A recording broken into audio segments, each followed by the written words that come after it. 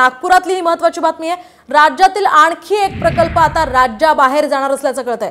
नागपुरातील 18,000 कोटींचा प्रकल्प गुजरातमध्ये नेण्याचा घाट घातला जातोय, तर बुटीबोरीमध्ये येणारा प्रकल्प हा गुजरातमध्ये जाणार असल्याची चर्चा आहे। 3,000 तरुणांना यामुळे खरं तर रोजगार मिळणार होता, मात्र हा प्रकल्प आता गुजरातला जाणार असल्याची चर्चा सुरू झाली आहे। आपण पाहतो राज्यातला आणखी एक प्रकल्प जो नागपुरात होणार होता तो प्रकल्प आता गुजरातमध्ये जाणार आहे, त्यामुळे ज्या रोजगाराच्या शोधात असणाऱ्यांना हा रोजगार मिळणार होता त्यांची निराशा होणार आहे अशी माहिती आहे। खरं तर महाराष्ट्रातले असे अनेक प्रकल्प आहेत जे गुजरातमध्ये पळवले गेल्याचा विरोधकांचा आरोप आहे आणि आता त्यामध्ये बुटीबोरी प्रकल्पात येणाऱ्या आणखी एका प्रकल्पाचा यामध्ये समावेश होणार असल्याची सुद्धा माहिती मिळते। साधारणतः 3,000 बेरोजगारांना यामुळे रोजगार मिळू शकणार होता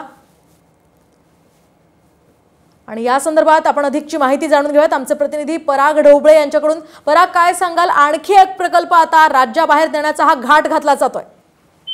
नक्कीच धक्कादायक असा जी माहिती पुढे येते त्यामध्ये महाराष्ट्रात जो नागपूरच्या भागामध्ये येणारा जो प्रकल्प होता रिन्युएबल अँड ग्रीन एनर्जी कंपनीचा हा सोलर पॅनलचा खरं तर प्रकल्प होता। त्यामध्ये 18,000 कोटीची गुंतवणूक होती आणि हा उद्योग आता गुजरातला जाणार असल्याची माहिती कुठेतरी समोर येत आहे। या उद्योगाकडून या नागपुराच्या बुटीबोरी परिसरात जो MIDCचा परिसर आहे तिथे पाहणी सुद्धा केली होती, मात्र कुठेतरी त्यांची पाहिजे त्या पद्धतीने हे झाली नाही, त्यांना सुविधा मिळाल्या नाही की विजेचे दर त्यांना परवडत नसल्यामुळे हा उद्योग गुजरातला जाणार असल्याची प्राथमिक माहिती आता समोर येते आहे।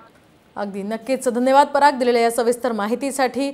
यामुळे बेरोजगारांना मिळणारा रोजगार आता मिळणार नाहीये, शिवाय आता विरोधक यावर काय बोलतात तेही पाहणं महत्त्वाचं असेल।